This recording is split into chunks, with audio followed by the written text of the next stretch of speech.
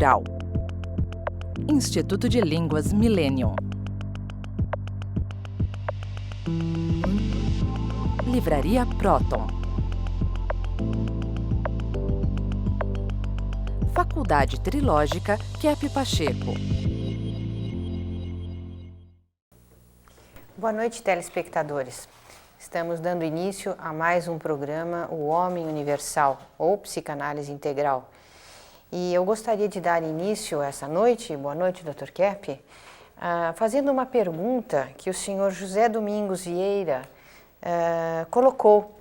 Ele pergunta o seguinte, Dr. Kepp, ele soube que o senhor esteve trabalhando durante 14 anos na Europa e nos Estados Unidos, antes do seu retorno em 1997 para o Brasil, e disse que soube que o senhor escreveu muitos livros a respeito da sociopatologia. E ele considera isso como algo muito diferente até do enfoque que o senhor dava ao trabalho quando estava aqui no Brasil. E pergunta, no que esse estudo de sociopatologia poderia ajudar os problemas que o Brasil está enfrentando no momento? Você sabe, Cláudia, nós sempre comentamos a respeito da fantasia e realidade, né? Sim, sim. Então, a neurose, vamos dizer, a doença em geral, a doença orgânica, a psicose, doença mental, doença mais grave, elas não são doenças assim, e os problemas sociais não são doenças que vêm pela natureza. A natureza não causa nenhuma doença. Eu posso dar um exemplo. Dizem que muitas pessoas são como os homens da caverna. Agridem, têm instintos maus, têm tendências más. Essa estúpida guerra lá na Europa, né? O europeu parece que não sai das guerras, né? Não sei o que acontece com essa gente. Essa estúpida guerra lá atacando aquele povo lá, as crianças lá matando criança, pessoa inocente. Então, vamos dizer, pode dizer o pessoal assim que é devido a instintos perigosos, agressivos. Então, como a própria psicanálise tradicional, Freud, os autores iniciais da psicanálise dizem que a pessoa sofre de instintos agressivos, de instintos assim que a natureza deu, assim, que traz do tempo das cavernas, né, os trogloditas. Não é nada disso. Ninguém tem instinto perigoso nenhum. Ninguém tem uma tendência natural perigosa. Ninguém sofre de algo assim natural, terrível, que vai fazer desordem. Então, podemos dizer o seguinte, que essa guerra vem de uma fantasia do ser humano. Porque podemos dizer que a realidade é boa, seja a realidade humana, a realidade social, a realidade da natureza, tudo isso é bom. O que acontece é que o ser humano coloca uma fantasia delirante em cima da sua capacidade intelectual, em cima das suas emoções. E essa fantasia delirante vem do superego, vem da parte emocional, da parte intelectual, e não dos instintos. Então, o que acontece é isso, que em torno dessa fantasia, dessa persecutoriedade, desses delírios que a pessoa cria, então começa a pensar que através de uma guerra é que vai resolver o problema. A mesma coisa, viu, Cláudia? A gente pode citar a questão do sexo, né? O sexo não funciona assim através de instintos, o indivíduo tem mais instinto, outro menos instinto. Quando o indivíduo é muito apegado ao sexo, é interessante eu falar isso, só preste atenção, viu?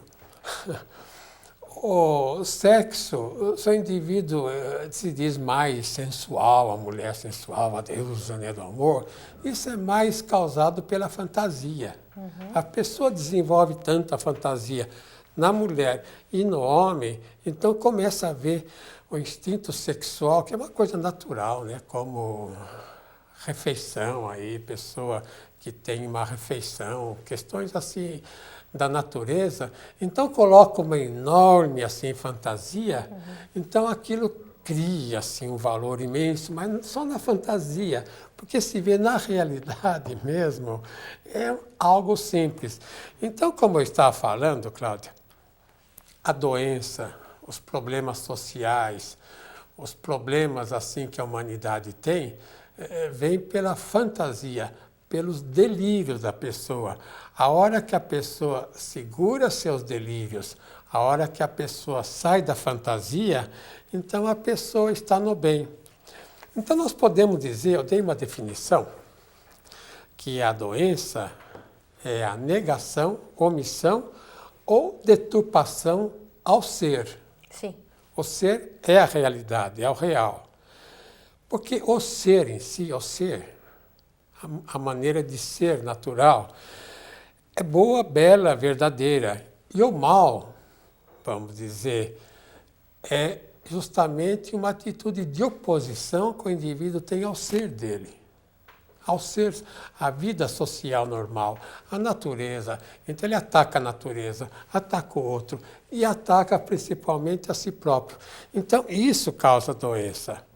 Então vamos dizer que a doença é uma privação do ser que nós temos, é uma privação da vida social normal, uma privação, um ataque à natureza.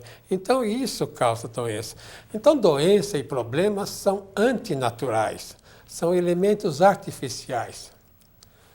Falando assim de um modo geral, metafísico, o ser humano não devia ter doença nenhuma se não tivesse uma cabeça que pensa de um modo muito errado, invertido. Se ele pensasse de um modo exato, de um modo certo, o ser humano não teria nenhuma doença. Então, a saúde é algo que existe na base. A saúde, o bem-estar, a vida certa é o que existe na base. Agora, o que leva à doença é a vontade invertida do ser humano. O ser humano inverte tudo. Então vê no outro um perigo, então vê na natureza um perigo, ou então vê até em Deus, né? Um perigo. Então ele inverte tudo e aí ele cai na doença. Então o perigo do ser humano, a doença vem de dentro dele, da vontade invertida. A hora que ele tomar consciência disso, que não há motivo nenhum para viver mal, Cláudia. Na realidade, o ser humano vive ainda no paraíso. Essa terra aí que Deus criou, como o Gênesis fala, né? A Bíblia fala, que o ser humano foi criado no paraíso, depois foi expulso do paraíso. Como foi expulso? Ele está no paraíso, a terra é um paraíso, tudo é um paraíso. Se ele não vive bem é porque ele é contra o paraíso. Percebe essa inversão? Sim, então teria que haver uma mudança no espírito do ser humano, na mentalidade do ser humano, através dessa tomada de consciência, então. Então, o que nós podemos falar em torno disso é que muitos dizem, a realidade é boa, né? E essa vida social aí, o trabalho, né? Essa vida terrível. Aí entra na pergunta desse indivíduo, né, doutor Kerr? O povo atualmente nem trabalho tem, o povo que tem que sofrer nas conduções, ganha pouco, o trabalho difícil. Então na rua tem os ladrões, tem o roubo, tem as intrigas, tem as calúnias, tem a inveja. Então isso não é realidade. Então eu posso dizer, viu, que isso é uma pseudo-realidade. Que a sociedade não seria assim se o ser humano tivesse consciência dessa realidade que ele tem, a verdadeira realidade, e como ele desmancha, como ele estraga essa realidade, negando, omitindo, deturpando essa realidade. Então, o que é a realidade, né? Lembra da Utopia, o livro Utopia, de Thomas Morris? Ele é até um político inglês. Ele escreveu, acho que há uns 500 anos atrás, um livro chamado A Utopia. Então, uma sociedade ideal, onde todos viveriam felizes. Agora, Ele conseguiu escrever isso porque até parece que é um santo aí, canonizado pela Igreja Católica. Então ele tinha uma vida muito perfeita. E ele tendo a vida perfeita, ele enxergava esse mundo transcendental, né? Ele enxergava além desse mundo patológico. Sabe que as pessoas sãs, Cláudia, que geralmente são santas também, porque sanidade é santidade É quase, mesmo, né? mesmo radical, né? Não tem em Santidade. francês? Santité? Sainteté e santé. Santé é a mesma raiz. Então, eu estou dizendo isso, que as pessoas muito boas, elas são virtuosas, então elas atingem mais o que é real nesse sentido do que é certo. Enquanto que as pessoas que têm já uma deformação muito grande no pensamento, então ela coloca empecilhos para viver esse mundo e elas se tornam doentes. Também esse Aldous Huxley, ele escreveu o Admirável Novo Mundo. De qualquer modo, sob efeito de droga ou não, porque ele deu muito valor às drogas, né? Ele tinha a ideia que poderia fazer um mundo totalmente diferente desse em que nós vivemos. Também Francis Bacon, que escreveu A Nova Atlântida, e outros, né? Tantas pessoas idealistas. Então, estou dizendo que esse mundo, Cláudia, nós vamos ter... Olha, eu tenho uma certa, assim, percepção do futuro também. Nós vamos ter no 3º milênio. Então, agora eu gostaria de comentar no segundo segmento essa questão. Como é que poderá acontecer? Principalmente o que vai acontecer no Brasil. Vamos lá, até já.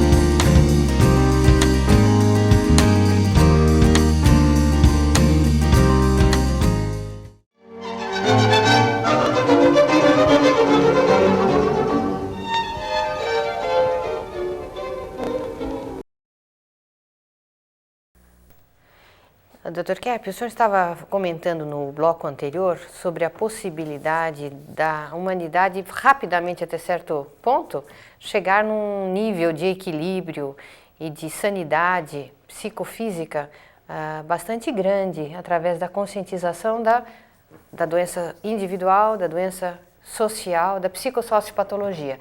Agora, quando nós fomos para a Europa e os Estados Unidos, Dr. Kepp, no nosso trabalho, eu acho que lá o senhor percebeu muita coisa que aqui no Brasil não estava muito claro. Inclusive, como que a doença social, a doença da sociedade, uma estrutura social patológica, ajuda a adoecer os indivíduos. Porque, por exemplo, nos Estados Unidos, ultimamente, o índice de doenças psíquicas aumentou sobremaneira. Não só doença psíquica, mas também doenças de Parkinson, o número de cânceres, problemas de toxicodependência, criminalidade, uma série enorme de ansiedades. Por exemplo, na França, o índice de consumo de ansiolíticos é enorme. E mesmo nós acreditávamos que o povo europeu fosse um povo muito mais consciente e bem informado do que na realidade se comprovou. A gente nota que o povo europeu é muito alienado. E o americano também é muito alienado.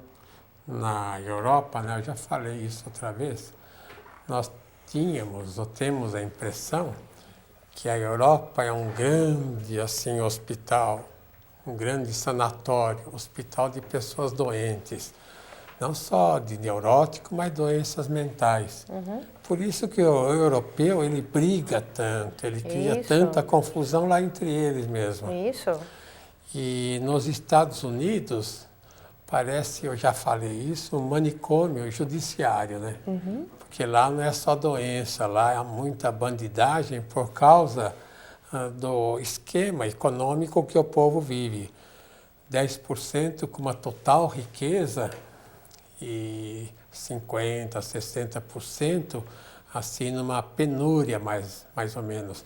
Você lembra, Cláudia, quando a gente chegou lá em 84, a gente andava pelos Estados Unidos e nós começamos a ver, por exemplo, em Detroit, a capital do automóvel, aquela cidade, as fábricas em ruínas. Sim.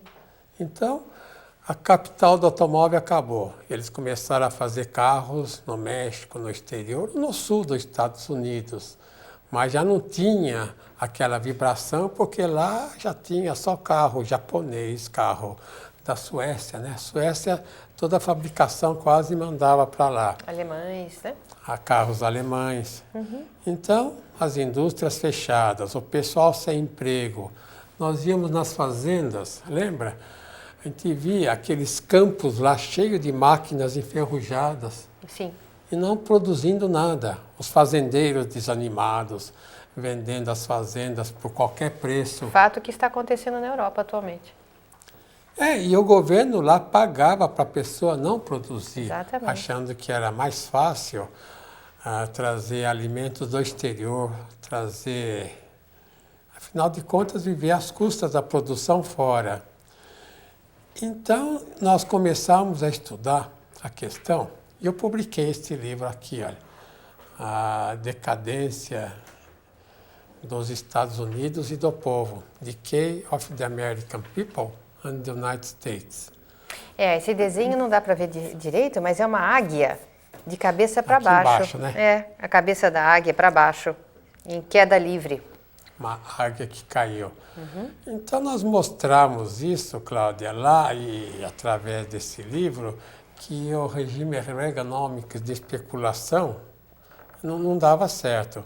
Então, que o povo estava meio desesperado, porque se o governo não sustentasse, o povo não teria como sobreviver. Agora, é interessante esse fato. Veja bem, essa orientação do Reagan veio de um indivíduo chamado Friedman, Milton Friedman. Ele escreveu um livro chamado Liberdade de Escolher. Esse Milton Friedman, até eu depois escrevi um outro livro, né, Trabalho e Capital, onde mostrava, por exemplo, na página 114, ele escreveu o seguinte, olha, prestem bem atenção no que eu vou ler. Se os especuladores japoneses quiserem queimar ou enterrar dólares, as notas, né? Isso seria maravilhoso para nós, americanos. Obteríamos todos os tipos de artigos em troca de papel verde, que poderíamos produzir em grande abundância e pouquíssimas despesas. Teríamos a mais maravilhosa indústria de exportação concebível. Esse é o ideólogo do Ronald Reagan, da administração Reagan. Nossa, Dr. Kepp, mas isso é roubo. E roubo descarado. E o mundo não percebe isso? Eu quero dizer o seguinte, que é muito fácil, né? Colocar papel numa máquina para fabricar dinheiro e comprar comida no exterior, carro no exterior, todas as comodidades no exterior, sem produzir nada. Exatamente. Então, como dão um prêmio Nobel, né, a uma pessoa que tem essa ideia? E depois, Cláudia, que eu escrevi o livro sobre a decadência do povo americano, eles começaram a perceber que a orientação não era muito legal para o povo lá. Então, o Clinton, ele tentou consertar a situação. Então, ele tentou recuperar a indústria, até recuperar alguma coisa, mas depois que o povo chegou num estado assim de abatimento, né, sem trabalho durante tanto tempo, sem trabalhar, o povo já não tinha tanta facilidade em retornar ao serviço. Então, Dr. Kepp, o senhor está falando sobre isso. Na época, o teto do Wall Street chegava 2,5 2.500, 2.000, 2.500. Agora está nos 12 mil, 11 mil, 12 mil. Por aí o senhor viu a inflação de especulação que ocorreu de 84 para cá. Então, mas o que eu acho interessante, e é lamentável falar isso, é que o pessoal do Brasil que está na economia lá em cima pensa que pode fazer o mesmo. Mas o Brasil não pode fabricar dólares, notas verdes, porque se fabricar é nota falsa. Então o país não tem lastro assim suficiente para comprar artigos do exterior vendendo, por exemplo, reais. Sim. Então, se o Brasil não tem indústria funcionando, não tem agricultura, não tem os bens de produção para vender, então não tem como sobreviver. Eu quero dizer o seguinte, que país rico é aquele que produz mais, ou melhor, e vende para o exterior, e compra menos do exterior. Essa regra de economia é eterna. No sistema mundial atual, qualquer economista, eu não sou economista, mas qualquer economista sabe que país rico, povo rico, é aquele que vende mais e compra menos. Então, os Estados Unidos pode comprar mais e vender menos. Por quê? Porque ele vende as notas verdes que eles produzem, mas o Brasil não pode fazer isso e nenhum país do mundo pode fazer. Então, estou falando isso, viu, Cláudia, que agora, felizmente, né, muita gente está acordando e vendo que o Brasil tem que voltar a produzir. E é muito bonito saber que a indústria brasileira pode novamente ressuscitar, né? Porque ela foi quase que totalmente abandonada. Ainda bem que a agricultura não foi, né? Mas o Brasil pode se tornar o grande país agora do terceiro milênio, porque inclusive eu li uma entrevista de um sociólogo italiano. Ele falou algo interessante. Domenico Di Masi, é um napolitano. Isso. Ele falou, olha, na opinião dele, hein? Até parece que ele lê meus trabalhos na Itália, tem um livro na Itália. Ele falou, o sistema econômico americano capitalista caiu. Isso. O sistema Comunista. europeu está arcaico. Mesmo o sistema não comunista, o sistema socialista europeu, não produz mais nada. Então, ele tem alguns conhecimentos do Brasil, parece que ele está aqui. Ele fala, o único país do mundo que pode fazer uma terceira via é o Brasil. Agora, essa questão de economia, terceira via, nós estamos tentando fazer. Você lembra? Nós temos as empresas trilógicas. Não somos nós os donos. É um grupo que faz essas empresas que nem são capitalistas e nem são assim comunistas. Aplicam um modelo, né, trilógico. É uma terceira via. E também as residências trilógicas, que é um modo de gastar menos e ganhar mais, e que o lucro fica para as pessoas que trabalham. Isso nós poderíamos até explicar melhor em outros programas, para o povo ver que há um meio do povo ter dignidade e não ser empregado assim para passar fome com salário irrisório, né? Ou então perder até o emprego, como está acontecendo agora, e ter uma vida mais fácil, né? Porque aí o senhor está dizendo o seguinte, que o país que trabalha é um país mais são, não é só mais rico, como é mais são, mais equilibrado. Da mesma maneira o indivíduo, né? O indivíduo que trabalha, que é ativo, que produz, ele é mais equilibrado e mais são. O indivíduo não pode parar de trabalhar, não pode sair da ação, senão ele cai na doença. E que essa relação entre alienação, especulação, a pessoa que fica assim alienada dos meios de trabalho, de produção, de consciência de um país, para onde esse país está se dirigindo, né? Os meios de produção, de realização do país. Então, tudo isso gera uma alienação muito patológica e que causa até doenças, né? Psicofísicas. E eu acredito que no próximo intervalo nós então possamos trazer algumas entrevistas realizadas com a população para que vocês possam saber o que o paulistano pensa a respeito do que seja alienação e seus prejuízos. Até já!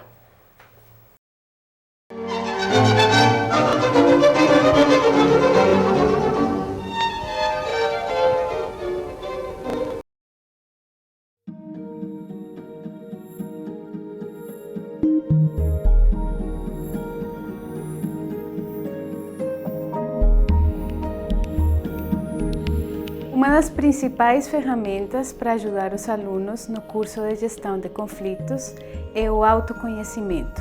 Uma vez que eles conseguem entrar em contato com esses sentimentos ruins, faz com que o sistema psiconeuroimunológico volte ao equilíbrio e eles não apenas aliviam esses sintomas, mas conseguem lidar com os problemas do dia a dia de uma forma mais tranquila.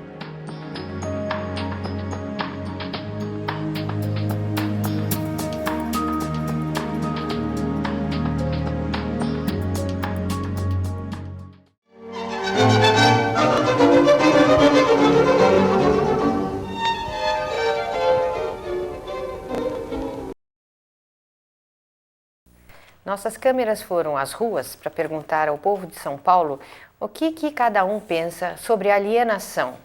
Então, vamos saber.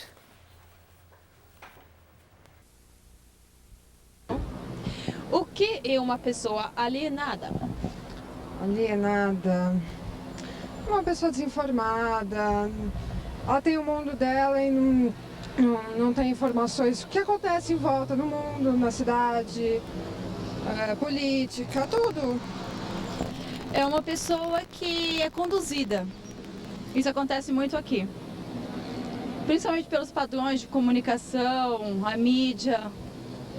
Para mim, isso é uma pessoa alienada. Uma pessoa que se deixa levar. Ausente. Desatenta, né? Desatenta. Uma pessoa alienada é uma pessoa que não tem os pensamentos corretos e está fora da realidade. Bom, uma pessoa alienada é uma pessoa que está totalmente fora da realidade em relação aos pensamentos, conceitos que ela tem em mente dentro da sociedade. Alienada é uma pessoa que está por fora, que não está sabendo o que está acontecendo sobre um determinado assunto.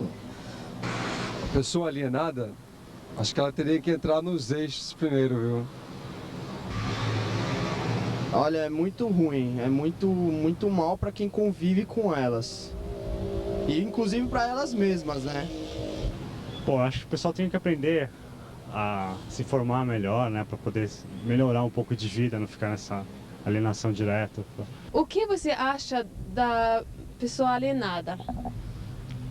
Maluca. O próprio nome está dizendo, ela alienada é maluca, não sabe o que faz. Com certeza deve ter algum problema psicológico e por aí. Eu acho que é um problema sério, tem que ser tratada. Por médicos competentes que entenda da doença, porque eu acho que não se deve dar qualquer remédio ou choque, né, que eles dão, é a minha opinião. Alienada, totalmente desligada de tudo. Bom, se não for problema psicológico, nada disso, né? Tem que se ligar, né?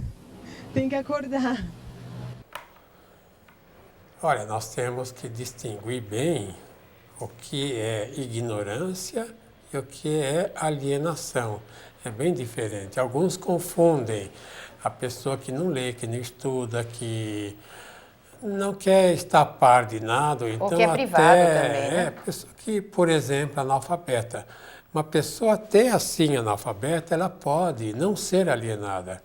A alienação é a pessoa, viu, Cláudia, que acha que se ela conhece um problema, o problema existe.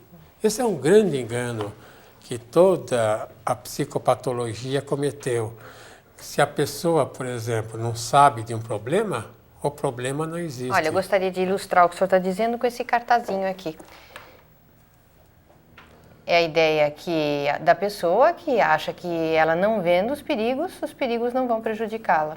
E ela está pisando num bueiro, né? Isso, olha lá, está pisando ela no bueiro. Ela olha para cima e vai cair lá embaixo. Tá tudo bem, né? Não há problema nenhum. E aí, então, entra nos maiores desatinos, nos maiores buracos na vida, né? Como o senhor fala. Tem que perceber que a pessoa não pode viver alheia ao mundo. Até houve algumas pessoas aí que disseram que compararam, né, a pessoa alienada com a pessoa alienada, doente mental. Isso. Que isso causaria uma doença mental grave, portanto, na pessoa. E causa mesmo, Cláudia. Ninguém pode se eximir da realidade. Ninguém pode fugir vendo, por exemplo, problemas na sociedade ou nele próprio. Se ele fechar os olhos, aí ele fica doente. Então aí é uma questão já de desonestidade, né, Dr. Kettmann? Uma questão de não querer assumir responsabilidades, de achar que os outros vão cuidar da nossa vida. Quer dizer, então eu deixo que os governantes cuidem da minha vida, os pais, ou o marido, enfim, que a estrutura social cuide dos meus problemas. Então a pessoa que fala assim, tudo bem, I am okay, you are okay, para mim está tudo bem. A pessoa que sempre está fazendo festa, não, a vida é muito boa, amanhã será melhor do que hoje, compreende? Sim, sim. São pessoas que adoecem muito. Isso mesmo. Agora, isso tudo é muito perigoso, né, Dr. Kepp? É muito importante que o telespectador saiba que isso tudo é muito perigoso, não só no sentido de causar uma série de transtornos para as pessoas que vivem ao nosso redor e também para nós mesmos, mas o perigo de adoecimento. Olha, aqui nós temos a Helena, né, professora sueca, ela morou na Suécia a vida toda. O povo na Suécia é bem consciente, é alienado? O que a senhora acha? Eu acho que eles são conscientes no sentido de meio ambiente, de questões sociais, assim. Querem melhorar a vida social, no sentido de segurança, meio ambiente. Mas... E no trabalho? No trabalho é uma outra questão. Porque o que acontece na Suécia é que o governo suporta, assim, dá apoio para o povo o tempo todo. Então, quando ela sai da universidade, a pessoa talvez não tenha emprego. Mas não tem problema, porque o governo paga para você. Ele paga o apartamento, a comida. Agora, da onde que o governo lá tira tanto dinheiro para pagar para o povo não fazer nada? Eu estou me perguntando também. Isso o sueco não é informado, quer dizer, o sueco é alienado das verdadeiras fontes de dinheiro e de renda do país. Que, obviamente, que vem do terceiro mundo em grande parte, né? São Paulo, Cláudia, é a segunda cidade industrial da Suécia. Então, a fonte de renda ou vem lá da Volvo, da Scania Vabis, lá na Suécia, ou vai de São Paulo. Então, vamos dizer, quem sustenta vocês lá na Suécia são os brasileiros, em grande parte. Bom, então falando... Obrigada, olha que malandrinha.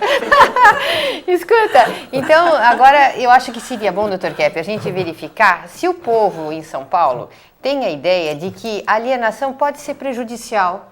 Essa é uma boa pergunta. Porque isso é muito importante. Geralmente a pessoa pensa que a alienação é uma delícia. O que tem viver uma vida alienada? Oh, I'm okay, you are okay, tudo bem, peace e love, né? Não vamos esquentar a cabeça, mas vamos ver os prejuízos. O que o nosso cidadão pensa? O que o próprio povo pensa, né?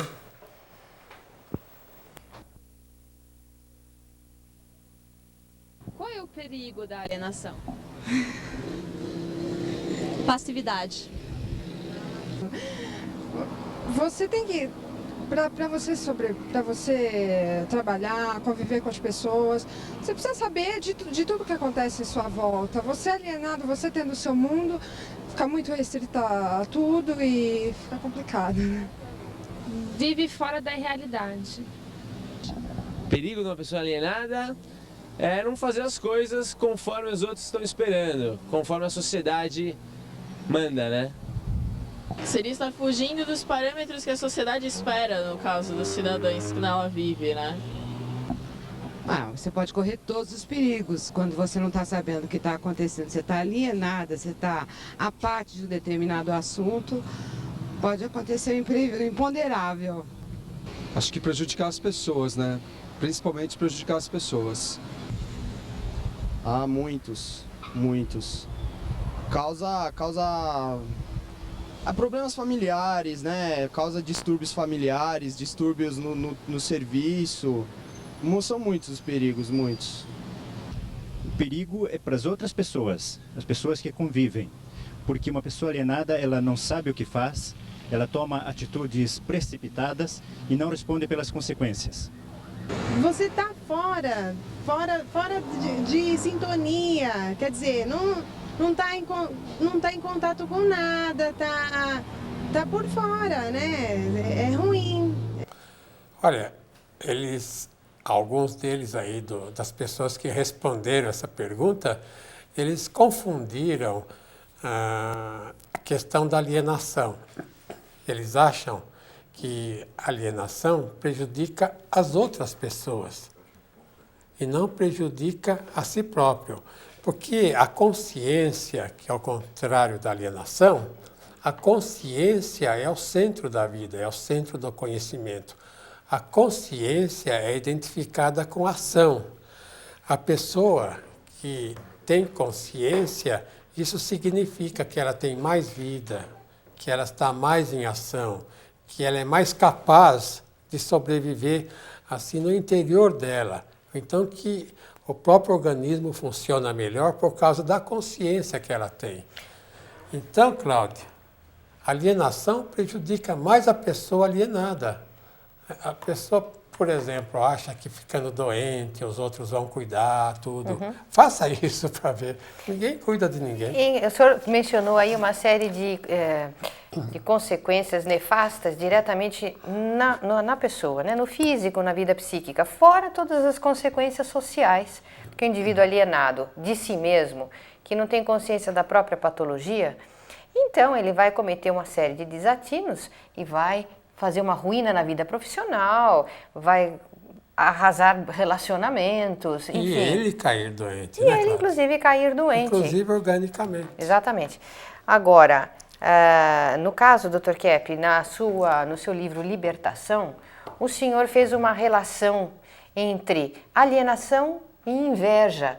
E muitas vezes eu já observei o senhor interpretando clientes no grupo de terapia, mostrando que a alienação não é uma coisa assim inocente, que a alienação é um ato da falta de ética. Indivíduo desonesto é indivíduo alienado. Claro, isso sem dúvida nenhuma. Então, a falta de ética é a causa, Cláudia, de todos os problemas na base. O indivíduo alienado, ele sabe que tem que ver a verdade, mas não quer ver. Então, isso é falta de ética. Então, se a gente vê, por exemplo, uma pessoa pobre na rua, sem justiça social, a gente diz, isso não é meu problema, não quero saber. Isso é um ato de desonestidade, de alienação e que vai trazer sérias consequências para a minha própria vida. Qualquer problema que o próximo tenha, não é só dele, é nosso também. Exato. A pessoa não pode ser alienada de qualquer problema que ele vê no mundo. É problema dele, ele está nesse mundo. Claro, então. Então vamos voltar dentro de instantes para saber o que o povo brasileiro pensa sobre essa questão de culpa ou não de ser alienado. Até já.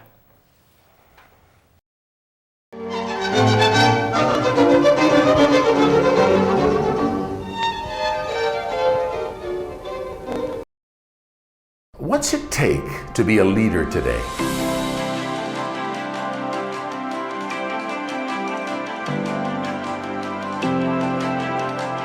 Be a positive leader with ethical values, a leader the world needs.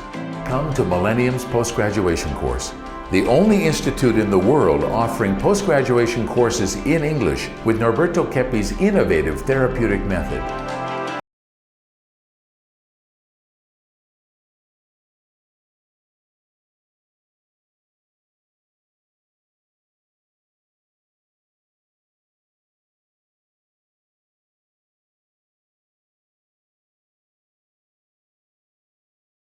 Thousands of students. I'm sure we can help you.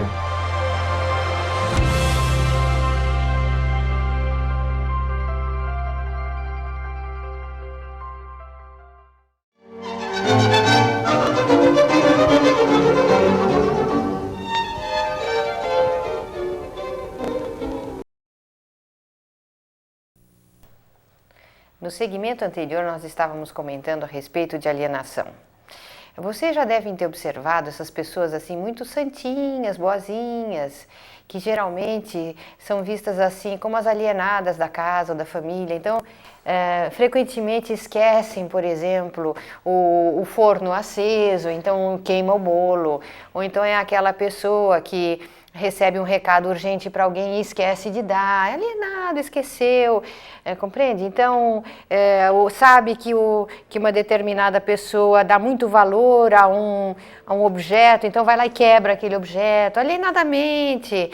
Então, Dr. Kepp, essa questão da alienação ser ligada à luta contra a consciência, à inveja, a falta de ética, eu acho que é uma surpresa para o telespectador.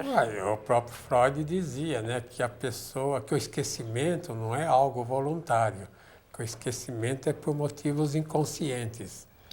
Que a pessoa esquece aquilo que ela quer esquecer. Então, aí nesse caso a gente vai pensar, coitadinha, ela é tão boazinha, mas é alienada, ela não tem culpa pelo que ela faz. Então vamos pensar aquilo que os cidadãos paulistanos disseram nas entrevistas. Alex?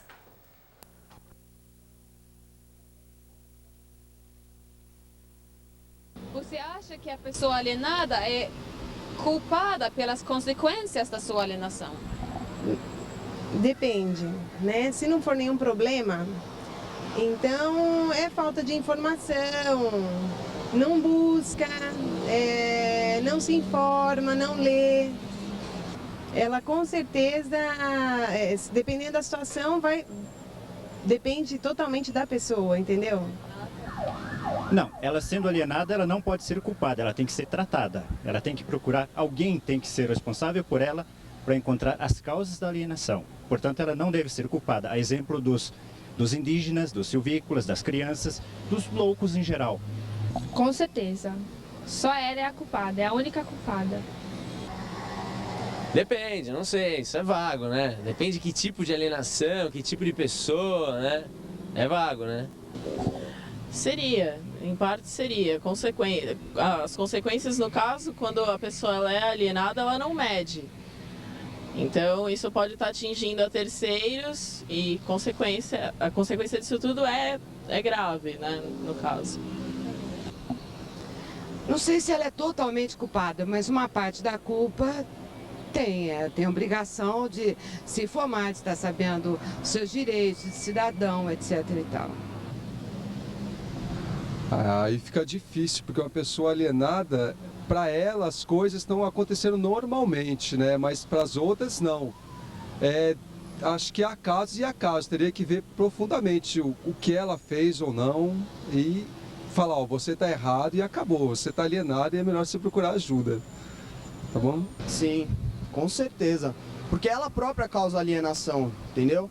Tá certo que ela é muitas vezes induzida a isso, né? Mas eu acho que ela tem que parar e pensar e se pôr no lugar dela, entendeu? Ela tem que pensar como ela mesma, não como os outros.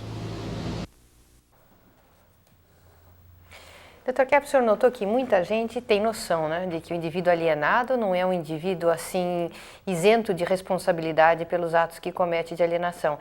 Aliás, Dr. Kepp, aquela associação Stop a Destruição do Mundo, que nós fundamos em Paris no ano de 1992 e que já organizou uma série grande de fóruns, não só em Paris, como em Londres, Itália, Portugal, Finlândia, Suécia, Rússia, e teve uma finalidade de conscientizar a população da destruição que o planeta está sofrendo e quem são os responsáveis por essa destruição. Então foi discutido lá que os responsáveis são o poder econômico patológico e financeiro, que tem um lucro direto com os agentes poluentes do planeta e com o empobrecimento das nações, e o povo, pela omissão e pela alienação que ele prefere ter. Então, por exemplo, muita gente pensa, eu não quero saber qual é a política que estão seguindo ou não, isso é problema dos governantes, se deixa levar.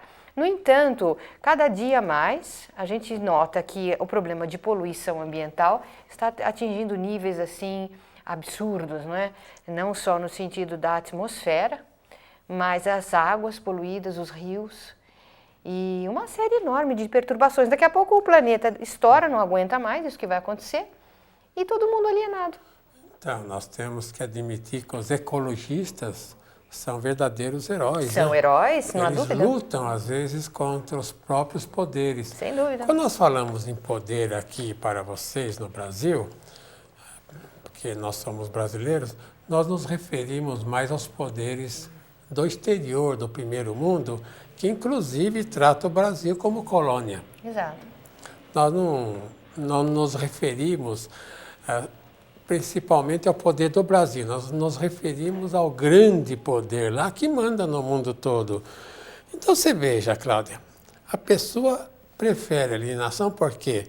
Porque ele acha que assim ele não tem que se responsabilizar por nada, foge da necessidade dele viver este mundo e participar e dar uma contribuição. Exato. Aquele famoso Heidegger, filósofo alemão, ele dizia que o ser humano nasce, vive e morre para tentar tirar o máximo que ele pode para ele mesmo.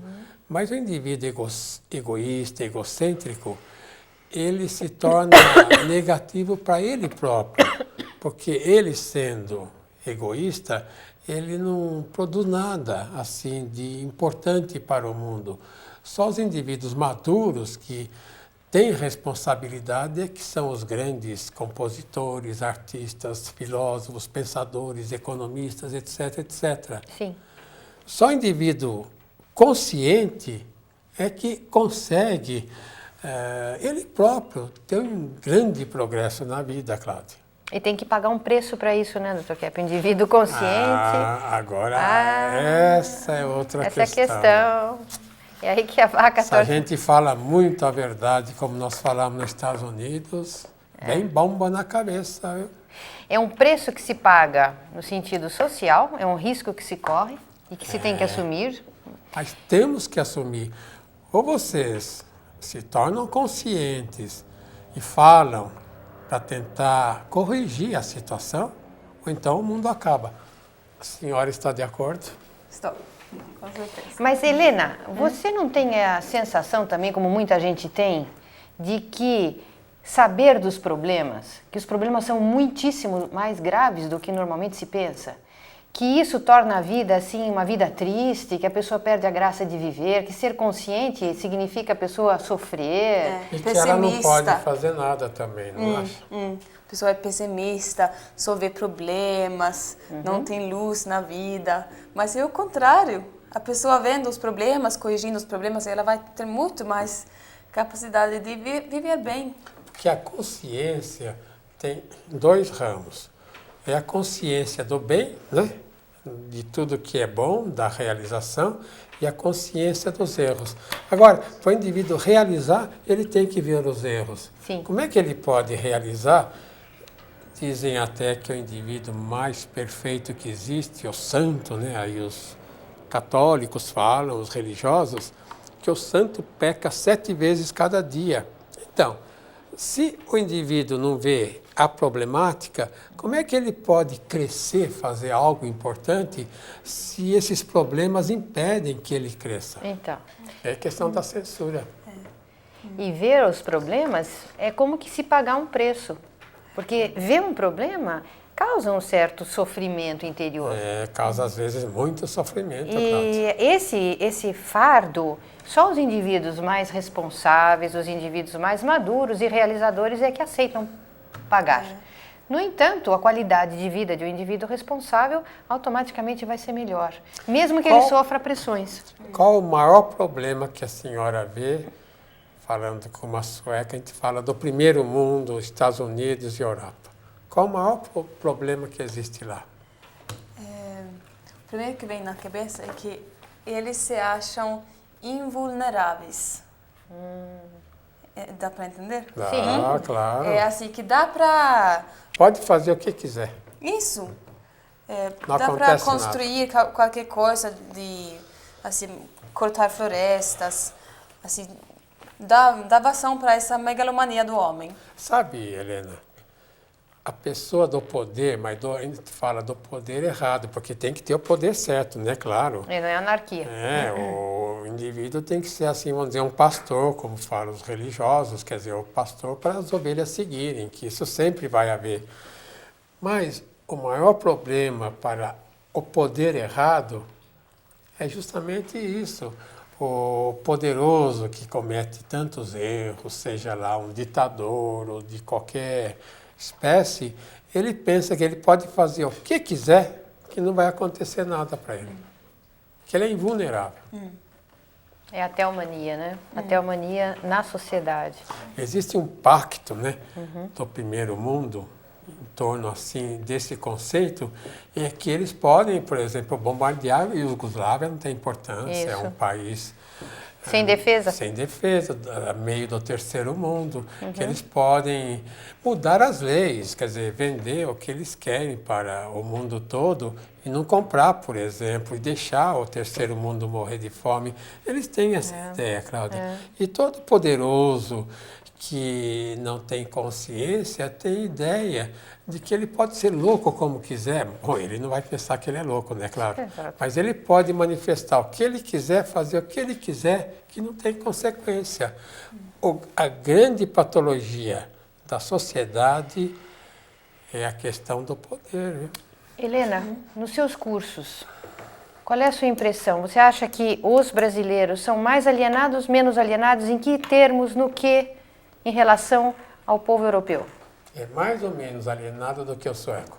E em que sentido, né? Fala que só tem meio minuto. Ok, eu acho um pouco mais alienado no sentido de meio ambiente, de questões sociais, assim, não cuida do próprio país. Sim. Tá bom. Isso é. Mas, num outro sentido, o brasileiro ainda é um povo mais consciente. Espiritualizado. Então tem um certo medo de Deus, não pode fazer qualquer coisa. Isso. Tem, assim, uma ética ainda, que quase morreu. Muito bem. Então o Brasil tem bastante esperança, não é? Vai. Até a próxima semana.